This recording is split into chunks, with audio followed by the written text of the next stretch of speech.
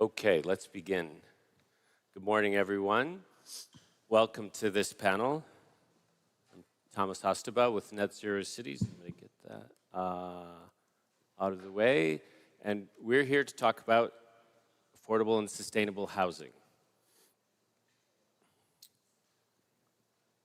This session is part of the city's mission overall policy workstream. We have several themes that cut across many areas: policy, finance, climate city contracts, learning, etc. So this is one of the themes. And since we've started the city's mission and started engaging with the cities 4 years ago, affordable housing and housing affordability more broadly has emerged as a priority issue across Europe. And we're working very hard with the mission cities and mission-minded cities who are engaged with us in our work to advance different ideas for how to accelerate responding to the needs related to the housing affordability crisis that we're seeing emerge across Europe. Today, we're going to get both a sense of experience, a sense of direction in terms of how we're taking and working together with mission cities to empower them through climate city contracts and the implementation of their work, while also trying to develop evidence-based examples that can feed into European and national policy making processes. As I mentioned, this is a big topic in Europe's agenda right now, and it's really emerged in the last 2 years as a critical need. In the mission cities context, linking housing affordability and developing more affordable housing really blends very well with our work to help cities decarbonize and accelerate their energy transition. We're going to talk about some of the ways we do that and the competencies that cities have been developing around policy innovation, around project development and finance innovation, and engaging citizens and stakeholders in that effort. This session is not a standalone event just to talk about affordable and sustainable housing. It is part of a bigger policy lab process that's been designed a bit as a sprint to be responsive and work with a sense of urgency to feed input into these various policy processes, as well as to work together with cities to develop strategies that they can implement together. We've had a number of sessions building up to this. We've developed some briefing documents which are available for folks to read if you have not already. And today we build on specifically an online policy lab session that was held 3 weeks ago, which brought together city representatives and leadership from DG Enter policy officers to look at the first pillar of the European Affordable Housing Plan. For those who have not read it, it's a very strong document that outlines a lot of actions that we're seeking to move forward on. And that online lab focused on actions around one-stop shops, energy communities, and neighborhood regeneration. Today, we're going to focus on the third element, neighborhood regeneration. It's a choice that we made, not to exclude the others, but to go deeper into this particular area and this particular topic so that we can get quite specific about ways to move forward. Neighborhood scale is one of the key underwriting foundations for how cities are working to accelerate their transitions. Instead of working on individual buildings, individual projects, trying to work at a neighborhood scale, community scale, it's a space where policy, scale, and capital can work together in more systemic ways. But it takes real work to build up that neighborhood scale approach. And this is one of the things that mission cities have been doing in all aspects of their work, and then bringing housing affordability and the development and creation of more affordable housing into that process is a natural progression of that work as this priority has become more and more urgent. From our first session 3 weeks ago, I'm just going to summarize quite quickly, and then we'll jump into the session with the speakers and the discussion points that we want to go through. There were 5 common challenges identified as it relates to neighborhood regeneration and affordable housing. One is that the funding timescales are too short for the complexity and duration of neighborhood scale projects. Second, blended finance remains difficult to structure and deploy in practice. For those who were here for the preceding plenary, there was some definite connectivity to this discussion. A third point, governance is fragmented across national, regional, and city levels. So it's quite complicated to move forward in an assertive way.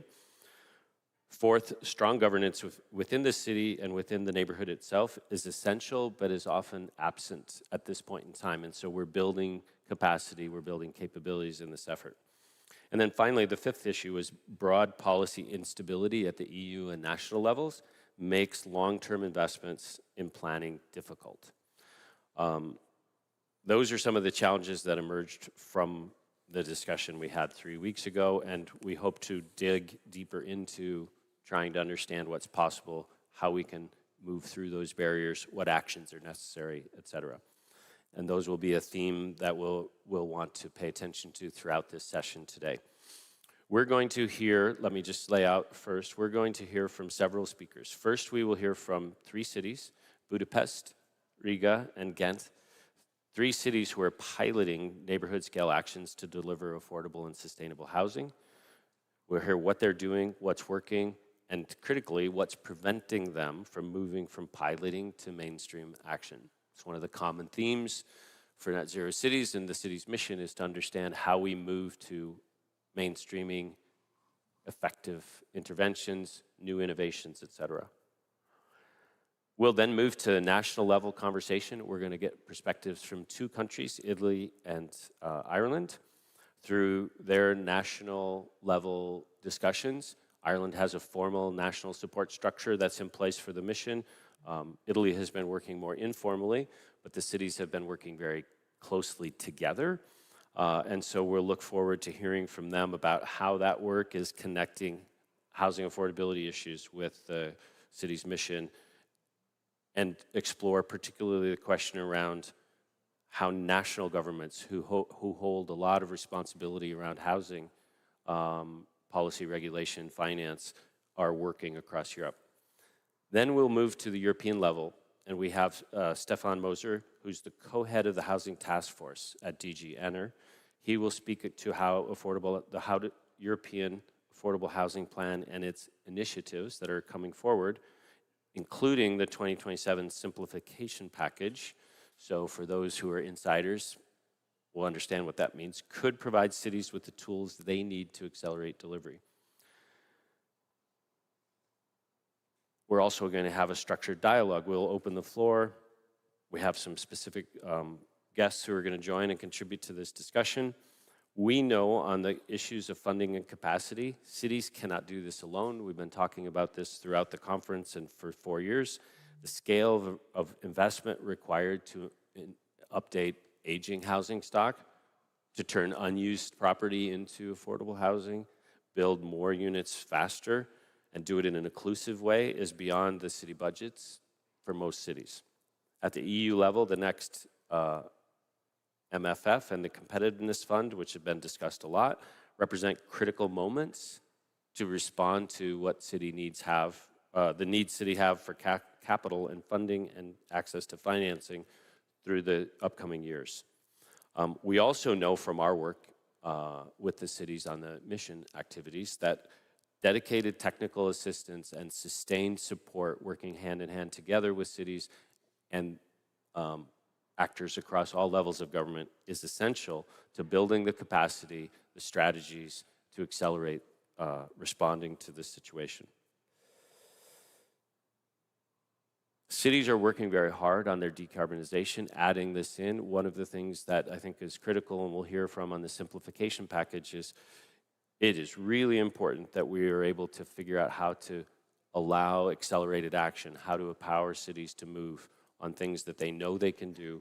And that's one of the big themes I think we've heard throughout this conference on decarbonization in general.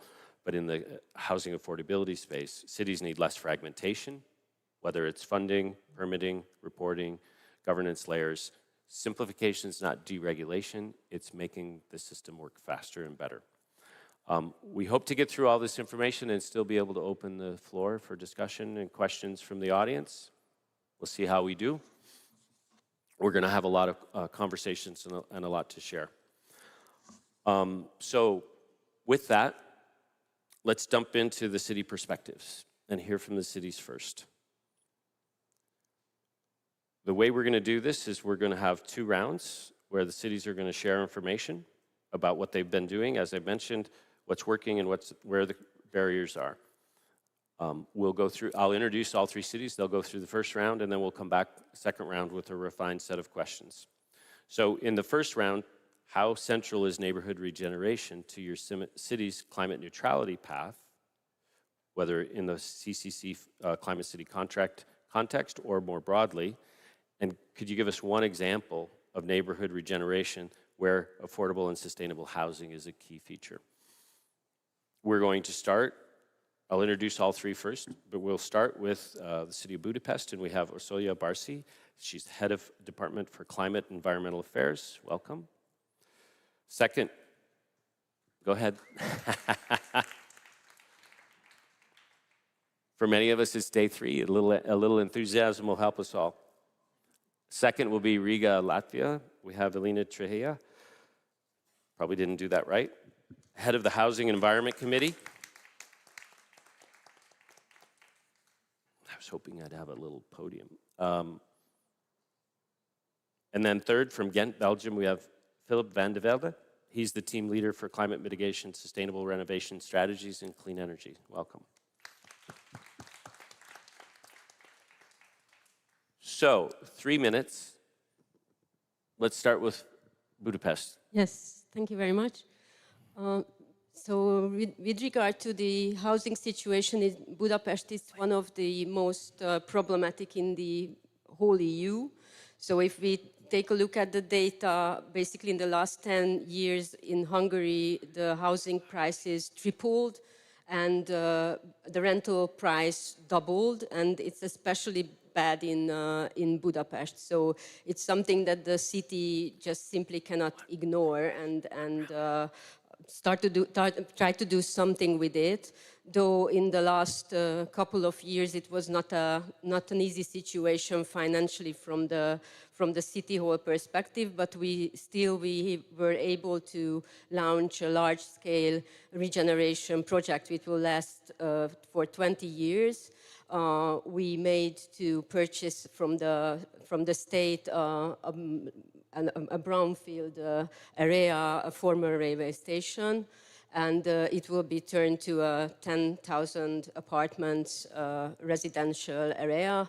We aim at following the positive and clean energy district principle with the design as well, and also include some sponge city elements to try to climatize the area and keep it cool as possible. We are over at the master planning selection procedure, so we launched the public procurement for the selection of the design team. We announced the winner a month ago, so we will start to negotiate the terms of the contract, and they will be able to start the design in autumn, hopefully. We also study and try to include some community-led and cooperative housing models within this development. It will have several stages, so it's a very long project, but it will have a large impact, hopefully, to the city's life. As I said, the climate adaptation perspective is also very important. We try to keep the air corridor there as it is, and preserve and have a large park also around the new neighborhood. As I said, the positive and clean energy district mean we will try to reduce the reliance of cars within the area, so it will focus on public transport connection and walking and cycling basically. So it's a very complex project in terms of we bring together housing, solutions and climate adaptation questions, and also mobility, and have this sort of complex approach toward the climate neutrality goals. Great, thanks very much. We'll pause on that because we'll come back when we get into the barriers and what you're experiencing there.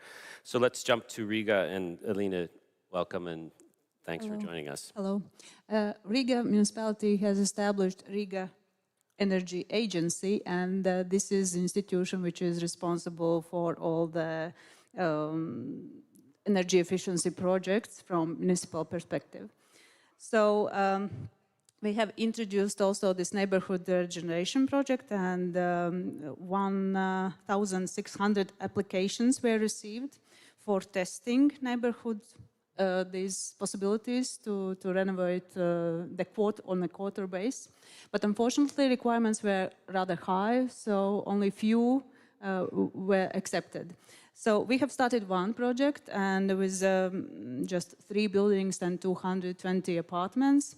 But the process is really very, very long. And the problems and obstacles, the main obstacle is fragmented ownership. Each and every apartment has its own owner.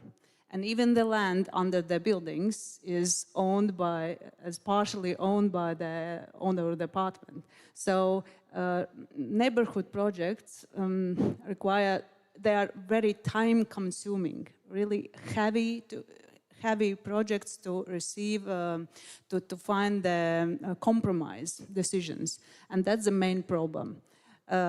So yeah, another thing is, of course, the threats from Russia's side, and the safety at the moment becomes first. So all inhabitants, they concentrate on safety of the buildings as a main issue, and not the landscape around the buildings. That's or climate issues. Yes, they are secondary at the moment. So this is a problem, and to go forward very fast with such kind of projects. Great, thanks very much for that, and really useful to bear in mind some of the context that different cities have to respond to, shifting priorities, emerging needs, crises, etc. So thank you for that. All right, over to Ghent, and Philip, welcome. Hello.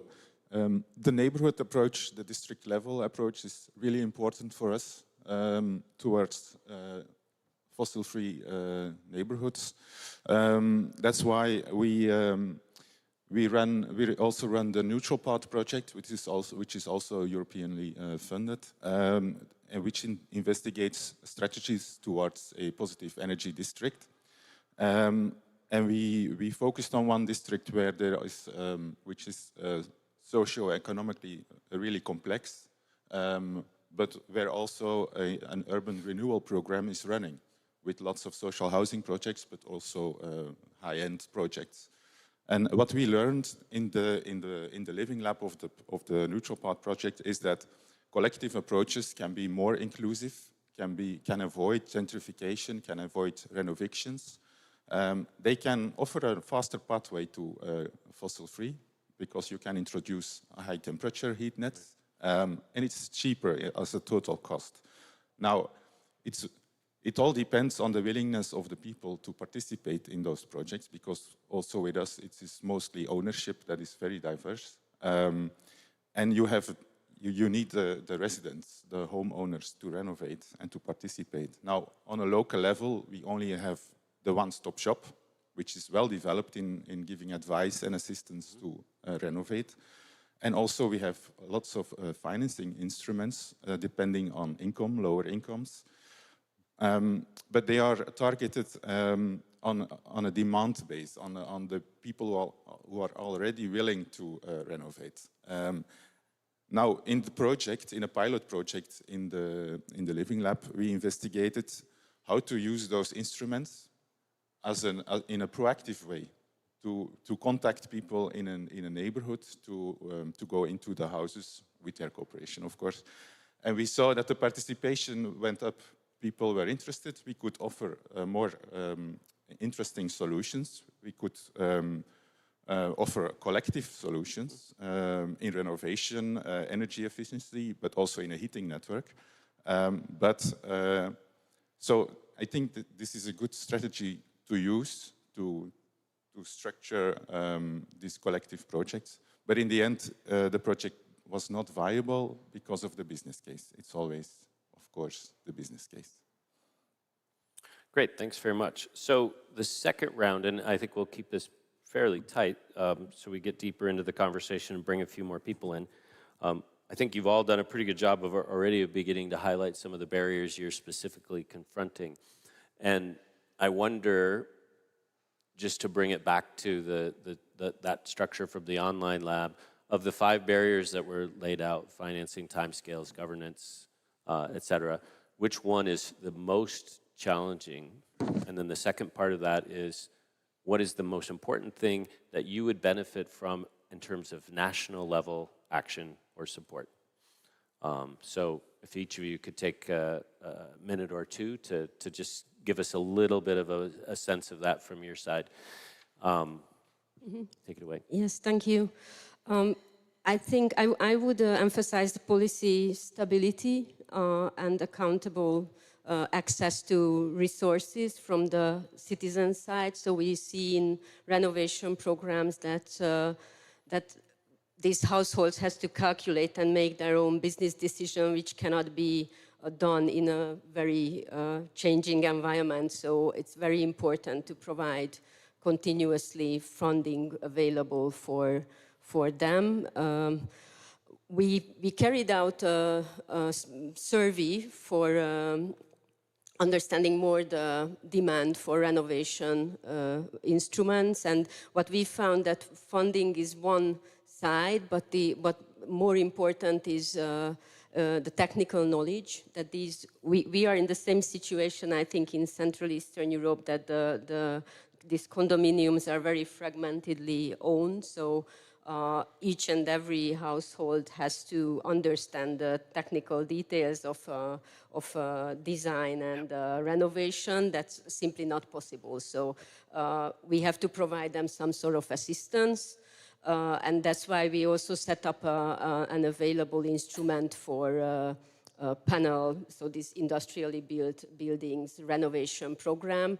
And in the first phase, the energy audit is provided by the city for free, basically. So their first step is done by a professional body owned by the city, and provided the condominiums with these designs and technical knowledge, which I think very important when we started this program, to have a continuously available instrument for them. And we hope that we can utilize some EU funds as well to scale this up in the near future. Perfect, thank you so much. If I need to say one problem, then it is solvency, or ability to take additional financial obligations. This is the main issue, because if you want to characterize people who live in Soviet time built apartment buildings, the 30 to 50% of them are low or below middle income people. So we need continuous financial funding, cheap money, but continuous. We need to avoid boom and recession periods for construction sector. Yeah? So because it inflates the prices when the funds are available, and also people then are in grant waiting mode. They're waiting for the next EU funding, and then they postpone the decisions what they need to do regarding installation, and etc., etc. So we are really waiting for a social climate fund. We expect that we could use this funding for low-income people to cover monthly payments for renovation projects, and etc. That we need. All right, thanks very much, very clear. Philip, over to you. Yeah, in order to solve the business case problem, I think we should really make progress with the tax shift and with the carbon taxation, the ETS2 system, which will generate lots of revenues to invest. It's important to reinvest them. And this will make the choice towards fossil-free and collective solutions, who are mostly cheaper and inclusive, more a priority. And in the second, we should also be very clear and put a near deadline on the phase out of the fossil heating, because as long as people have the choice, and then they will make the choice of the business case. So when the deadline and the phase out of fossil heat is near, this will create more renovations because they are necessary, and it will open opportunities for more collective approaches, because then the renovations are stacked together. So I think this deadline is really important. Right, thank you very much. So I think some really interesting examples of how cities are working to really catalyze neighborhood scale approaches that can overcome some of the barriers, but there's still very clear challenges and barriers that need to be overcome. Let's take that up to what can the national governments do to help in that regard. We'll hear from both speakers simultaneously. I'll introduce them first, and then I'll lay out the questions we've asked them to respond to. We have Annalisa Boni, Deputy Mayor in Bologna, who's been one of the leading figures with the Italian mission cities in working to establish an Italian national support structure. It's pretty informal right now, but we're working to formalize that. Pretty informal. That's doing a lot of work, isn't it? So welcome, Annalisa. And we also have Brian O'Gallagher. He's a professor of sustainability at the University College Cork and works on behalf of the Irish National Mission Platform. So welcome. The questions for you, and we have roughly 5 minutes each. We have a timer here. Thinking about the role of member states and national platforms in enabling implementation. So listening to what we've heard. Housing is a national competency in Europe when it comes to ensuring an enabling environment, regulatory and financial framework. How do you see the intersection of affordable and sustainable housing play out in your national context? Secondly, what would be an ideal national framework? Maybe ideal is a lot, but optimally, as we can see, what would really enable us to do more in this regard? And then finally, where does the existing mission platform fit as a bridge between the cities and the national level? And that's been a very mixed experience across the mission cities and the 27 member states. So within your remarks, we're hoping to get some insight on those questions. So Annalisa, take it away. Thank you very much. And yeah, I mean, in Italy, we are quite worried as cities because the housing, it doesn't seem to be very high on the national agenda. And the Piano Casa, so the housing plan, doesn't look like something that will really be a game changer. So we're a bit worried. But anyway, let's say that there are, I mean, the level of in which your question was about how do you combine sustainability with accessibility. It's like, how can you make at least social housing affordable, or housing affordable in terms of, having bills that are less high. And to do that, of course, you have to renovate them. So the energy, renovation is fundamental.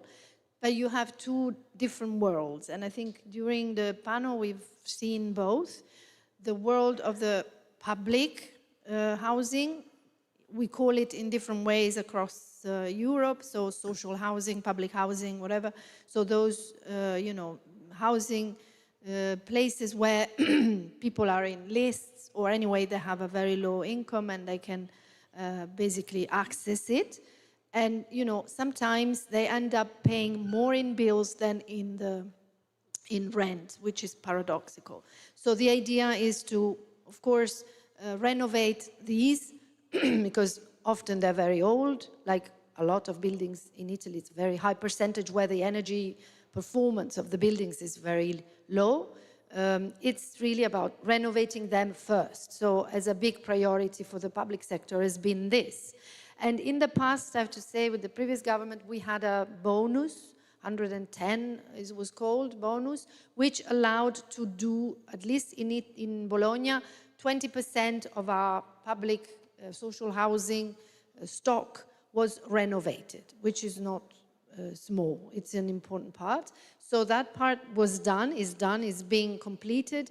And of course, the recovery fund has helped, like also structural funds. So we've done a huge amount of work on restructuring social housing. And that, I have to say, European funding plus the incentives of the 110 has really helped.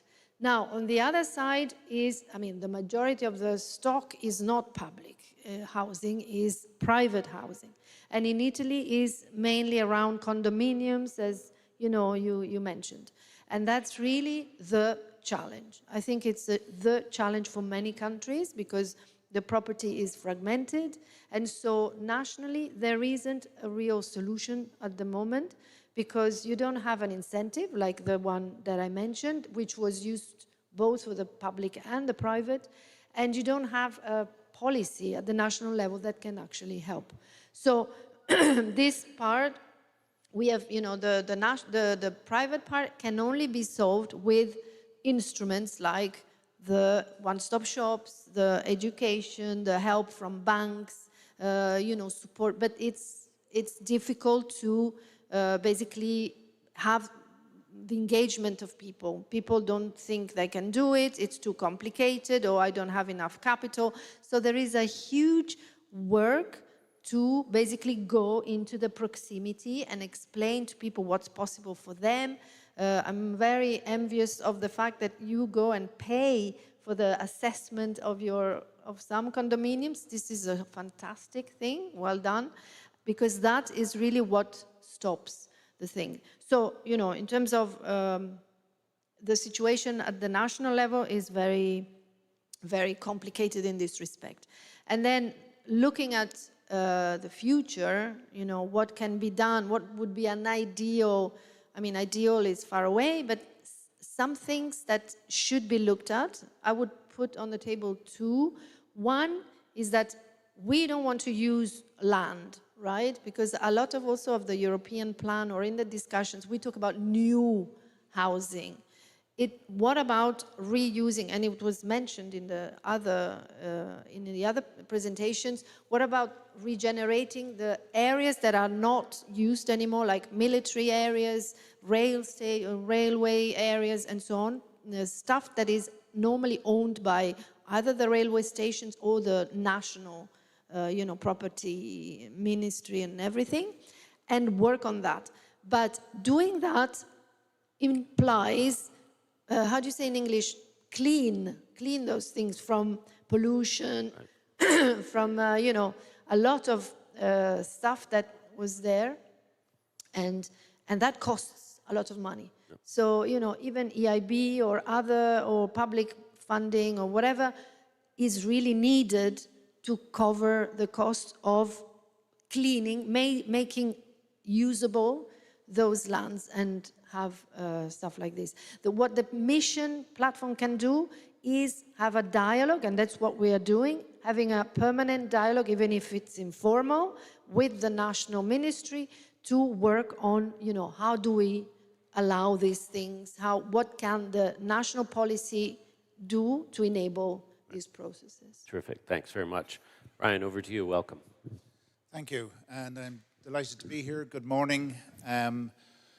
What I've learned in the last couple of days is that we've actually made some more achievements in Ireland than I realised when I hear of some of the challenges in other places. It's not that we have it all solved, but there's some interesting learnings from me about what we've done well. One is we've established formally a national mission platform, which isn't the case in other places, as we've just heard. And as well as working in the university, I have the privilege of being asked by the Minister for Climate to co-chair that national platform with the senior civil servant, which was an interesting model to have a civil servant and an academic as co-chair of it. I'd like to make some points about context, the challenges, the mirror group, and some of our success stories briefly. So in terms of context, Ireland is quite a centralised in terms of policy, so the national policy decisions around housing are made nationally. And then there's an expectation at local level of delivery, and that can create a tension in terms of the decision, where the decision making happens and the expectations that are there. Local authorities have a responsibility for some of the social housing, the local authority owned housing.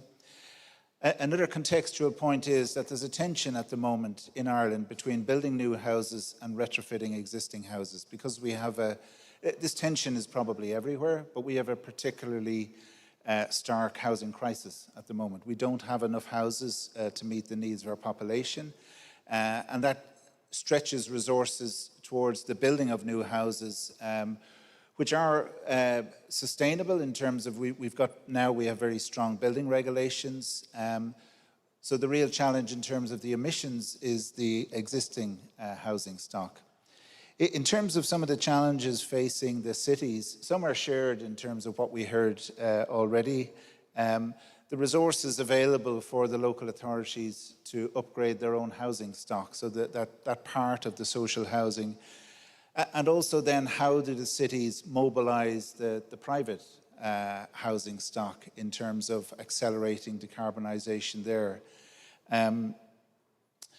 Now, in contrast to what we heard earlier, the policy stability that was mentioned, I think, by Budapest, we're fortunate in Ireland that we have alignment between a really strong climate policy at national level that complements what the mission cities are trying to do. And that's strong. The timing of that came in 2021 with new legislation in Ireland. It was introduced by our former minister, Eamon Ryan, who now sits as the chair of the European Commission Housing Advisory Board, so he feeds into the task force in that way at a European level.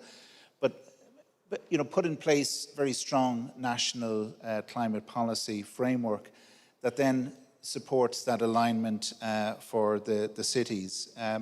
We also have a recycling of our carbon tax to support upgrading of low-income homes. So that was also mentioned, and that's something that we have cracked. The funding challenge we haven't cracked fully, and that's a shared one, and that's one that we always come back to in terms of the National Mirror Group. The other challenge we face is within the Mirror Group is persuading the government departments to specifically support the mission cities, because they're more used to providing support across all the local authorities or across all the cities. So having specific targeted supports for the mission cities, that's taken a while for us to kind of socialize that it's beneficial at a national level, because if we can, through the mission cities, accelerate climate action in some of the cities, that helps really mobilize the national efforts. And it's taken us a while to build trust and to bring the Mirror Group to that shared collective perspective, which is where we're at now. So we're on the cusp of something, I think, really exciting. In terms of the four successes that I wanted to pick out, one was recently the Department of Climate, Energy and the Environment allocated €2 million directly to the mission cities. And this kind of paves the way or shows that government departments can provide specific supports for the mission cities, and it doesn't have to be spread across all cities. The second one is changes we've enabled through the Department of Housing, who provide the supports for local authority housing retrofits. And just to give one example, in the case of Cork, where I'm from, the initial allocation in 2025 was for 116 houses to be retrofit. In 2026, it increased to 175. So that's a 51% increase. And it's not enough. The city is looking for more, but it just shows that there is that mobilization coming through the Mirror Group. And the third change is, now this is a change nationally that helps all, but including the mission cities, and this is increased of funding availability for social housing retrofitting that's not owned by the local authorities, it's owned by approved housing bodies.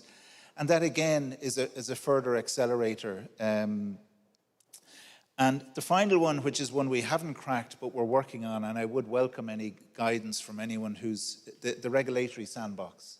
That's one I think that has a real potential to unlock So we'd really welcome in our mirror group any perspectives from other mirror groups or indeed from other cities who've cracked that nut. But they're you know, I think we're on the cusp of something really exciting.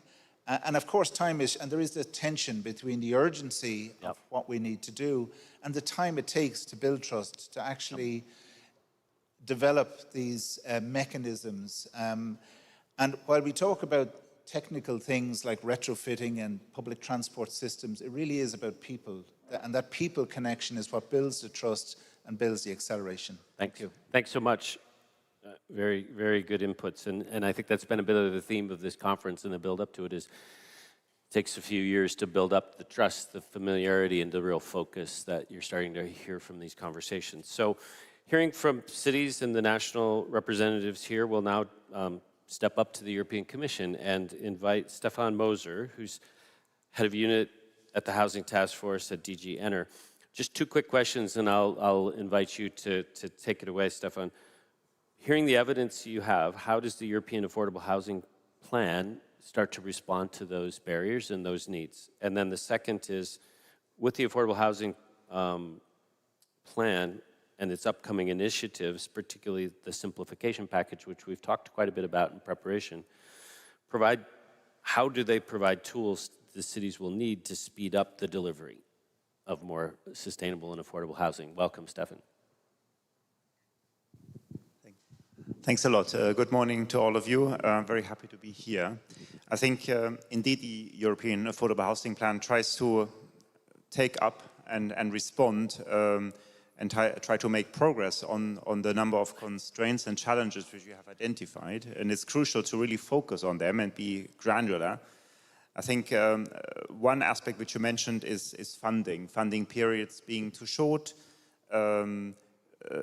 lack of continuity, unpredictability, to some extent also too high complexity, so it's not understandable, not accessible. And I think that is the idea of really trying to build up a pan-European investment platform for housing, which is not really, should not create the impression that there will be now new funding coming in from Europe, which solves everything from the public side and everything will be then done, but rather to bring together and create more cooperation between the different sources of funding from the European level, the national level, the public institutions at European level, national level, regional level, but also international organizations and the private sector. And I can only say that the volumes will have to come primarily from the private sector, facilitated by public contributions, notably to reduce risks. So we will have to rely significantly on financial instruments, otherwise it will not be enough. So we cannot create the expectation there will be grants coming down and everyone will be served. That's not possible. We should not even try to get this or wait for that, but really see how we can improve the cooperation between the different players in the financial sectors, together with the policymakers, the project developers, the cities, to see that the demands can be served and that it becomes clear how to access what can be done to provide the volumes necessary to bring in also long-term investors who are ready to accept lower yields at lower risks. I think that's very important. And to improve the access conditions to make them simpler. So simplification is also about funding and finance, even if it's not formally part of the simplification package. But it's very important to create more transparency and user-friendliness in this respect. The other aspects which you have mentioned is fragmentation across levels, lack of or insufficient national support, to some extent also policy instability. And I think there we need to be sure that we have a full understanding. I think that's the idea of the Housing Alliance, which I think works hand in hand with the city's mission, the city's agenda, European Bauhaus, but also the Construction Forum, the various interaction platforms and mechanisms we have already to create this dialogue, really, this mutual understanding. What are the policy implications? How do we create policy stability and cooperation across levels to avoid at least an awareness of what each level does. There needs to be more communication, basically, and cooperation. There will always be challenges, even within a purely national context, because there may even be, to some extent, different political orientations, etc. There may be different interests between different levels, but also with your neighbors at the same level, between different cities neighboring each other. And across national borders, where we have, of course, also very different things. But that's why it's important to create this dialogue.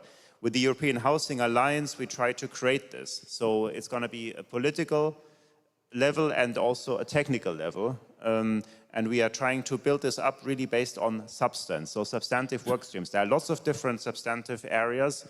Each one follows, to some extent, a bit its own logic, because they are very different.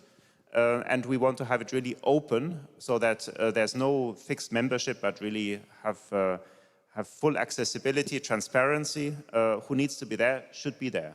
And that should include, of course, the cities, and the city's mission should be very much integrated and part of that effort to create this dialogue, to address these various barriers which you have identified. Another complexity and challenge which you have identified is indeed to simplify in substance. So, and you mentioned, Thomas, it's not about necessarily now deregulate. We don't want to deregulate as an objective in itself, but really see what is fit for purpose. To recognize that there are legitimate policy objectives which have been agreed by the legislators at European but also national levels about decarbonization, climate neutrality, but also safety, accessibility, health, environmental protection, nature protection of species, etc. The question is just, how do we deliver on them in the most effective and least costly manner? Because we have had many submissions from across member states, civil society, that people say this is a problem and that is a problem and that is a problem and that is a problem. Fine. We need to now dig deeply into that and develop a response. To what extent is there a problem in substance? Some people say actually the regulation is too complex or goes too far. We have changed priorities. And others say, well, they're simply too burdensome. We don't know how to deal with it. It takes too long. How can we accelerate? How can we make it happen that the planning periods are shortened, that decision-making is driven forward? What can be working methods like digitalization, for instance, better cooperation between different levels? So that implies both the European level, but also the different national, regional, and local levels. At the European level, the simplification package aims now to map, basically, the legislation, at least at European level, which has an impact on housing. So that's the first step, mapping, to know what is there, actually, what people think about it. And then in a second step, to develop our response, what of that actually can be changed, should be changed, and it would be useful to be changed in the spirit of simplification, creating more efficiency. Where it comes to substantive content of rules, the housing simplification package, in my opinion, cannot deal with that, because it would require the intrinsic logic, for instance, of environmental or energy or climate or internal market or financial stability regulation, which you cannot do in a cross-cutting manner. That you have to do that within the context of the reviews, which are scheduled already for each piece of legislation every several years. You need to take stock, what works, what doesn't work, but it can already be accounted for. It can already be mentioned, at least as part of the housing simplification package, that this is an issue which should be looked at in a more specific work stream when it comes to the review of a particular field of legislation. So that, I think, is a responsibility which we have also accepted, that we respond by mid-next year. What is the simplification potential which we see, and possibly also improvement of regulation in the future, which could lead to real improvements. For that, we have consultations, which will still also be held. We would be very grateful for concrete input, what works, what doesn't work. and would also invite member states at various levels to do the same as regards the implementation, at least, of European rules, but also as regards the national, regional, and local rules, especially the interplay between them, what can be done to simplify those, because many of the aspects actually come from there. So that's basically on this point. Otherwise, I think what several of you have said in terms of challenges, fragmentation, for instance, across many owners, one-stop shops as a response. As I had worked previously on the EPBD, I think I'm very much a supporter of one-stop shops to solve that. I think when it comes to multiple ownership structures, it's absolutely crucial to provide a service for citizens that they can rely on someone who really knows how to bring together interests of people. And I think the common interest which people have is to improve their living conditions and save money. Therefore, the energy and housing aspects go very much hand in hand, because it's about the total bill of housing. So whether it's your primary housing, physical structure in which you live, the rent, or the maintenance costs, and the energy costs are pretty much part of the same bill. In the end of the month, you have to pay for that. So there needs to be an optimization in that respect. And I think that is the argument why people can really get convinced and get interested to subscribe to it. And it needs to be made as easy as possible. I think there you have made very good experiences in various cities in Ghent, and I think and in many other places where we have to promote further the good practices, what makes it happen. Where people can be convinced that even in complex multi-ownership structures, citizens will actually go along. And I think that is probably the most important challenge which we have in the housing stock, the built environment, regeneration of neighborhoods, not so much the new constructions, but the working with the built environment which exists already, and deal with lots of people who have partly different interests, but also converging interests, notably when it comes to quality and saving costs for the future. Great, thanks very much, Stefan. I really appreciate it. You've put in a lot of work, tried to draw on a lot of different sources, et cetera, and it's been quite an experience for me. In a previous chapter, I worked across the United States on social housing and sustainability with a variety of cities and community organizations, so it's really interesting to see the similarities as well as the contrast from those different activities. And I think as this housing plan rolls forward and we start to get some of these actions moving forward, it's going to create an interesting dynamic that we'll hopefully be able to respond to at the national level and then as well at the city level. So now we're going to bring a few more folks into this discussion, adding some additional perspectives, potentially from a slightly different vantage point. Some are going to be quite neighborhood scale, some are going to be very high level, almost global in their dimensions. So I'll introduce the three of them, and then I'll ask them to they've prepared some remarks in response to the brief and the preparation, and then in response to what they're hearing. So let me just introduce them and we'll get them started. So we have Andrew Lombardi from OECD. Welcome, Andrew. Sorry. I got to brace myself. Lena Constantinopoulou. Yes. I knew I was going to have to practice that. She's the Executive Director of the Sustainable Energy Finance Association. Thanks for joining us. And Veronica Cerna, who I know quite well from the Ascend project, which is one of Horizon Europe's positive energy districts projects that I've actually had the pleasure of being involved with from the beginning. So welcome to the three of you. I'm going to ask Andrew to start with your remarks, and I'm just going to walk behind you and coordinate with the host on transition because we started a little late. I don't want to distract you, so I'll just quietly sneak back and I'll be back in a minute. So take it away. Sure. Thank you so much, Thomas. Thanks to everyone here. Thanks to all the speakers we've heard so far. It's been tremendous to hear all the different examples and perspectives. So the OECD research shows on this topic that to create affordable and sustainable housing at the neighborhood scale, two things that cities need include more direct influence over their land use, spatial planning related to housing, and increased guidance, technical support, and the capacity to do so. These aren't the only two things that cities need, of course, but they're two things we see that are often overlooked. So on the first topic, national governments, we heard a little bit about this already from the national governments. They can empower municipalities to address housing issues by linking housing policy more concretely to spatial planning and land use policies. For instance, we've seen that active land policy can help cities acquire, adjust, and develop land for affordable housing, including on existing sites and brownfield sites. I think Budapest and Bologna already made a reference to that.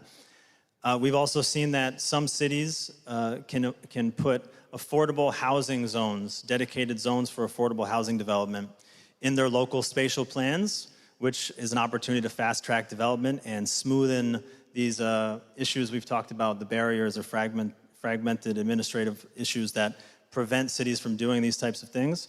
And also, cities can use zoning and permitting to promote urban regeneration and renovations, including around energy efficiency and sustainability, and use the same zoning and permitting tools to discourage new development if it's not necessary, if there's land to be developed.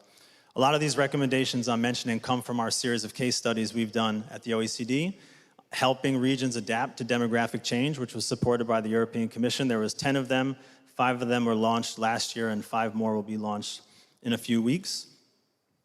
And this really helps this first issue really helps link land use and housing policy to limit urban sprawl. So there's a bigger picture, sustainable issue. It's not just about creating affordable housing alone.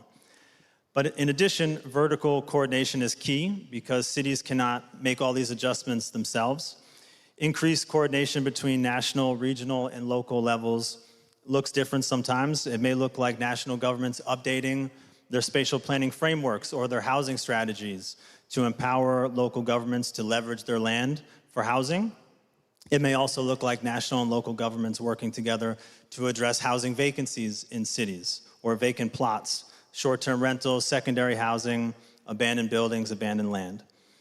This can be done, we've seen it done in different countries differently. Might be done through taxation, might be done through coordinating on enforcement, and in other cases there are state agencies that renovate and rent these units via private owners, passing the payments on to the private owners. But another crucial aspect of vertical coordination, which is often ignored, we find, is the capacity building and the technical support. Our colleague from Budapest mentioned something about this earlier. So usually when I go into the field and interview national governments or people from ministries, they say they're investing in capacity building with municipalities on housing and spatial planning. But when I push them on that a bit, they basically tell me they've made money available and there's incentives, but few municipalities are actually taking advantage of these opportunities. Then I interview municipalities from the same country, and they say that they want to update their spatial plans and their housing strategies, and they want to use the funds available, but they don't know how to apply, or they don't have the staff capacity or the expertise to do so. So a lot of times we see that the will is there, and even the money is there in theory, but cities still need help. So municipalities often need guidance, training, and technical support to comply with new requirements, such as updating spatial plans or drafting local housing strategies. They also need support to negotiate with private developers. Sometimes this is a big mismatch. And they also need help to access available funding. So the OECD, again, has included these recommendations in multiple studies we've done, supported by the European Commission again, this time on promoting affordable housing policy. We did one on concerning the Czech Republic, which was published last year, and we're working on one with Croatia that'll come out this year. And I'll just finish by giving a really tangible example of this that I only learned of on Wednesday at the City Dive, which I'm really glad I did, not only because it was a great way to see Torino, even though it was like 38 degrees, but I also got to learn from a colleague from Poland that Polish cities are eligible for European funds for Eastern Poland, which apparently can be used for blue and green infrastructure and for preparing urban adaptation plans. But he explained to me, he's from the Ministry of Climate and Environment, and he explained to me that during an early funding call, only 12 cities applied and only 8 received funding. But since then, the ministry began sending staff members out to meet with cities, providing them with support on how to apply and providing workshops to walk them through the process. And since they began providing that support, 44 total proposals have been submitted on a more recent call between the 2 funding options. So I just think this is a great example of going beyond incentives and funding to also help municipalities that are struggling with the capacity. So to wrap up, national governments one of the things they can do is empower local governments for larger scale regeneration by linking spatial planning, land use, housing, and environmental policy more cohesively in their national frameworks. As part of this, cities might be able to take a more active role in land use in their city, including for promoting urban regeneration and affordable energy efficient housing. But this only works if cities have the capacity to take on increased responsibility. Thank you. Thanks very much, Andrew. And I think that theme of empowerment that's combined with capacity building and effective resource coordination, et cetera, is a critical foundation of everything. So really great to hear that from that perspective as well. We look forward to ongoing insights from you and OECD on this work. So next is Lena with the Sustainable Energy Finance Association. Now you've produced a report around delivery architecture for finance, and that's supposed to help work to bring confidence to investors to commit capital at speed and scale cities need, et cetera, and to do so in a way that is economically where we need to be. So welcome, and eager to hear your thoughts. Thank you, Thomas. Thank you to the cities. Thank you to Stefan. So what we have heard these days, and of course in the previous panel, it was really interesting listening to what institutional investors were saying. So we are actually in a puzzle. We're talking about social, spatial, financial, governance, but I really want to challenge the way the EU ecosystem approaches this puzzle. So right now we are asking cities to achieve climate neutrality, but what we are forcing them to work is by building, project by project, and grant by grant. And what is interesting is that we see these different isolated success stories, but what we have not achieved yet is scale at the EU level. So what we are, and of course, let's be honest, I mean, major banks and institutional investors are never going to invest and finance 10 scattered homes here and 5 schools there. So, and if we want real private capital at the scale that we want, we must break out of this fragmented mindset. That is why, together with our ecosystem, the Sustainable Energy Finance ecosystem, which includes both public and private stakeholders working to bridge the gap between project and finance, we have launched the delivery architecture. So the delivery architecture is a voluntary operational framework that is there to link scattered, fragmented systems and that can translate targets in an operational and financial language.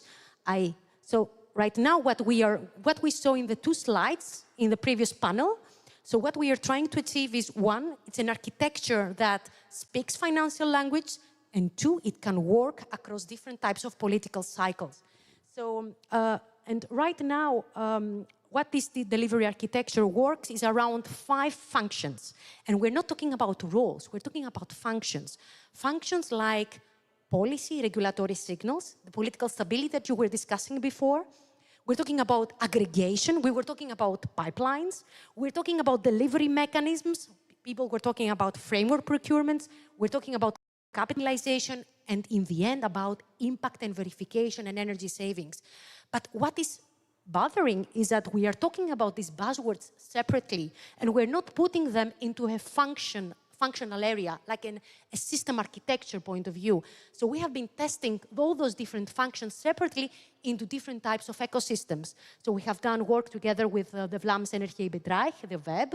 We have discussing, and we are inspired by what they are doing as a project aggregator there. But let's give an example. So imagine a district having 50 social housing blocks, 100 private multifamily buildings, 5 local schools. What we are saying under the delivery architecture, where the financial investors can understand, is that city stops managing this as separated, as isolated grants.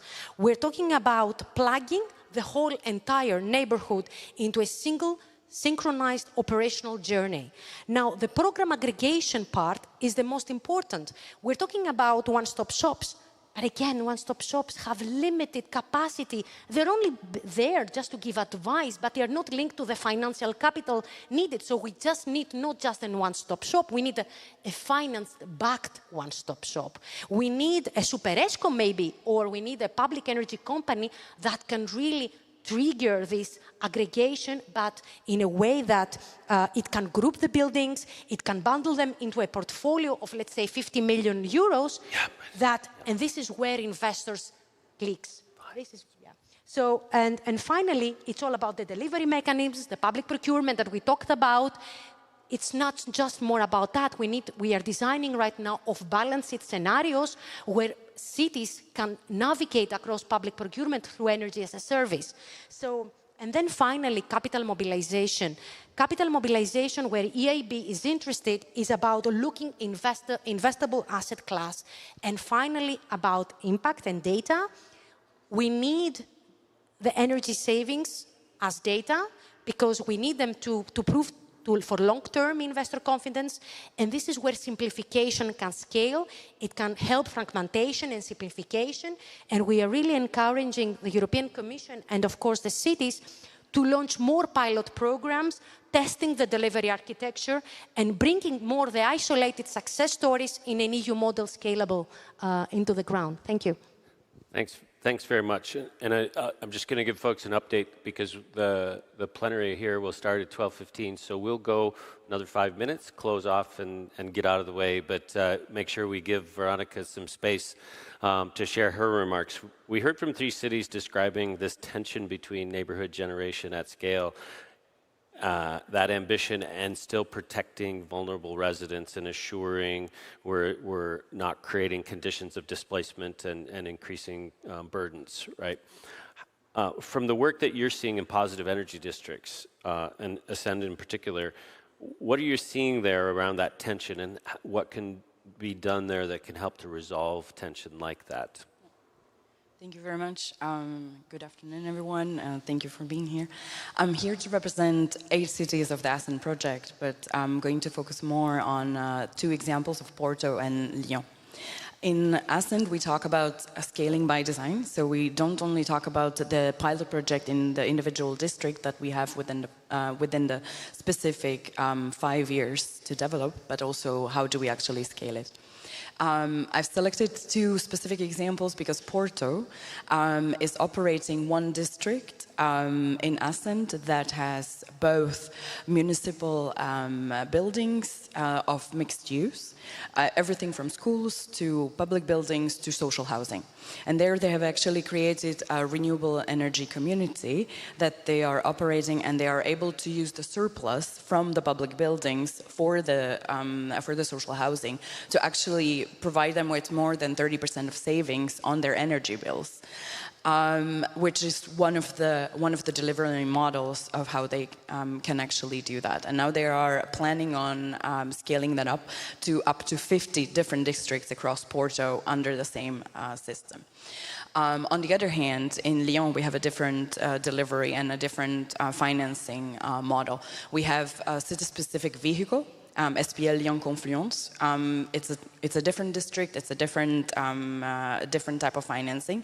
The SPL Lyon Confluence actually owns the land and profits from making either sales or rental of those of the land and of selling it to the developers. By owning the land, 80% comes from this kind of financing and only 20% from any kind of public funds.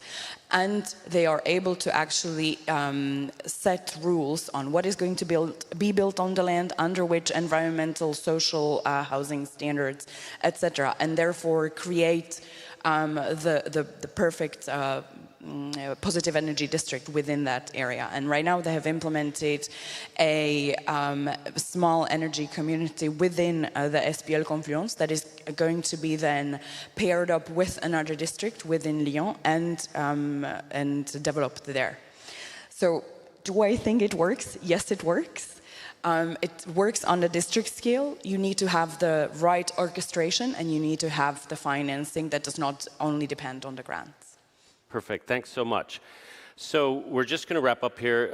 Interest of time, I just want to say 3 quick quick things. We've heard from a variety of perspectives. We've gotten a lot of information. This is a very dynamic period of time where a lot of work's happening at the European level, and we have a lot bubbling up in response to what's happening on the ground. I encourage everyone who's really tracking this topic to catch up with these folks if you can yet today. I want to just say there are two things around next steps and continued cooperation in this area.